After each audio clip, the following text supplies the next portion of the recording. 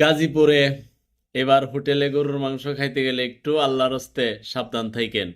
প্রতিদিন 10টা গুড়া মোটামুটি ফিনিশ হয় ওনার। হ্যাঁ, 250 টাকা কেজি গুড়ার মাংস এত কিন্না কে নিতেছে? সব হোটেল ব্যবসায়ী নিবে না। অসাধু ব্যবসায়ীরা যদি এখান থেকে নিয়া আপনাকে আই লাভ ইউ মশলা দিয়া ডইল্লা তারপরে রান্না আপনার প্লেটের সামনে গরুর মাংসকে চালায় দেয়, আপনার কি ক্ষমতা আছে সেটা টেস্ট করার, যেটা গরু না ঘোড়া? নাই।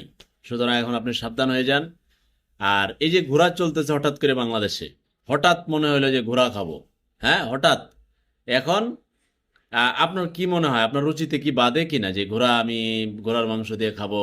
এখন আপনি বলতে পারেন এটার তো মাকরু নাকি হালাল নাকি হারাম। না, হারাম ডাইরেক্ট এখন পর্যন্ত এরকম ক্লিয়ারেন্স আসে নাই, তবে এটা মাকরু বলা হয়েছে, তবে আবার খাওয়াও যাবে।